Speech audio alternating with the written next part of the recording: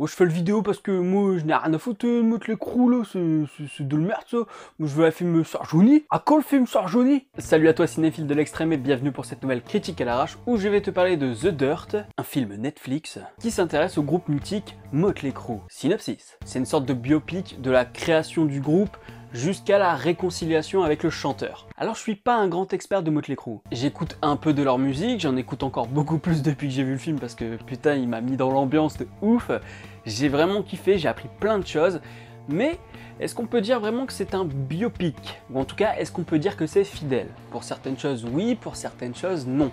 Tout simplement parce que parfois, le film s'amuse avec le spectateur. Déjà, il y a ce regard caméra, hein, le film brise le quatrième mur, les personnages discutent avec nous. Et là, j'ai vu un petit côté Wayne's World hein, quand même. Et donc, je prends un exemple simple. À un moment, on te raconte qu'il y avait le chanteur de Van Halen dans une soirée. Et puis, à un moment, un des gars de Motley Crue dit « Non, en fait, il était pas là ». Du coup, c'est assez drôle. Et en plus de ça, il y a une mise en scène qui est plutôt pas mal pour dire « Non, en fait, on vous a menti ». Du coup, cette scène nous met en garde sur la véracité des choses. Et il y a d'autres choses aussi où on peut se dire « Est-ce que c'est vrai ou pas ?»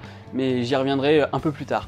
Moi, je vous l'avoue, j'ai grave kiffé ce film. Alors, il y a ce côté très cinématographique avec le quatrième mur qui est brisé, différents styles aussi de mise en scène, c'est-à-dire qu'on va avoir une mise en scène de clip, on va avoir une mise en scène à la première personne, en vue subjective, genre quand un des, je crois que c'est le batteur, hein, je ne sais plus, je ne sais même plus, en tout cas un des membres est tellement pété de ouf que on a une vue subjective et ça marche super bien dans notre rapport en fait à l'image.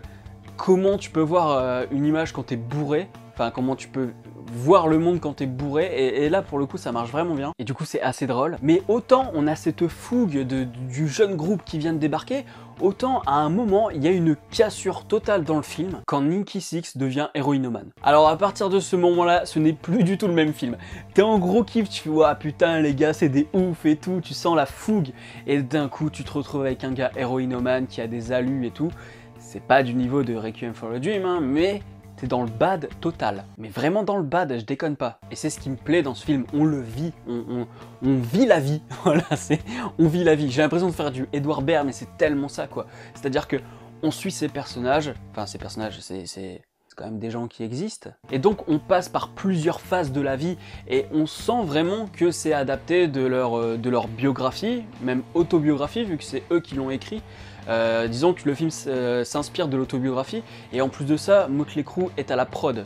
J'ai vu au générique que dans les coproducteurs, il y avait le groupe, tout simplement Motley Crue. Donc on arrive à nous transmettre leurs émotions. J'ai eu des montées d'adresse, j'étais dans un gros bad, à un moment j'ai failli chialer, enfin tu passes par plein de phases différentes, et donc je trouve que ce film est vraiment un ensemble d'une vie en fait.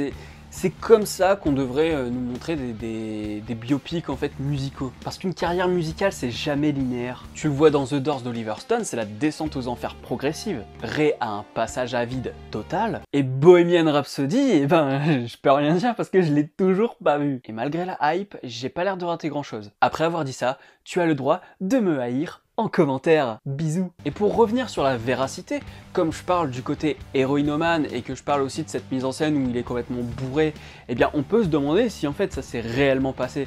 Parce que comme les mecs ils sont tellement perchés, qu'ils vont tellement loin, ils se sont peut-être fabriqués des souvenirs. Je prends un exemple simple, quand j'étais ado j'ai lu Flash ou Le Grand Voyage. C'est un gars qui va à Katmandou et qui prend de l'opium et qui devient complètement toxico de ouf quoi. Et en fait dans le bouquin, comme c'est autobiographique, il écrit des trucs et tu te demandes si c'est vrai. T'es en train de te dire, le mec de toute façon il est tellement perché que là ça me paraît pas possible qu'il ait fait ça. Ça se trouve il s'est monté un délire et en fait c'est devenu comme si c'était réel pour lui, alors qu'à l'époque il était tellement chez père que ça se trouve il était dans un caniveau et puis il s'est tapé une alu de ouf où il s'est passé ça. Donc peut-être que pour les anecdotes de Motley Crue, c'est la même chose. Pour ce qui est de la véracité dans les images, il y a un truc qui est incroyable et que j'ai remarqué au moment du générique de fin, c'est que au niveau des images, des concerts, du travail de la lumière, et ben on retrouve exactement, enfin peut-être pas exactement, mais 90% des lumières que tu retrouves et de l'éclairage, il est identique quoi. 90% sont identiques.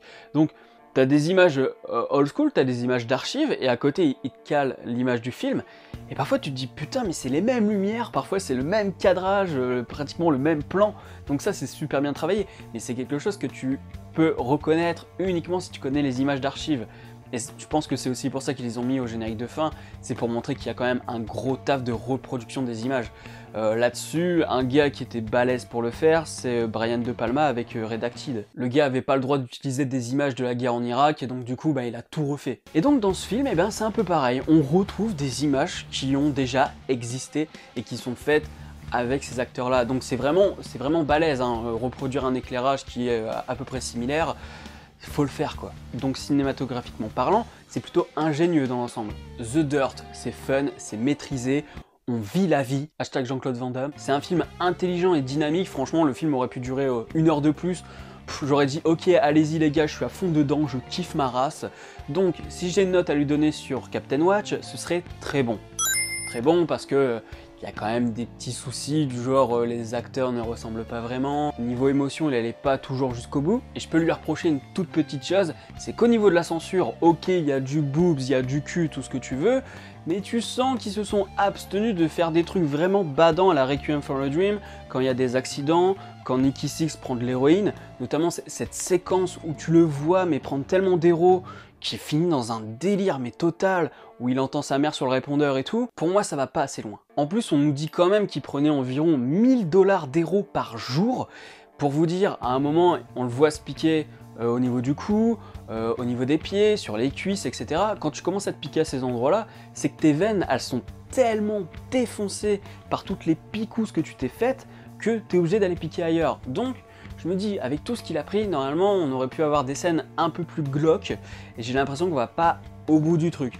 Par contre, au niveau des boobs et le reste, il se lâche complètement. Les 2 premières minutes, on a une femme fontaine. Donc, The Dirt sur Netflix, c'est une vraie tuerie. Il n'est pas parfait, évidemment, je viens de te dire pourquoi, mais moi, si on me demande de le revoir, je le reverrai.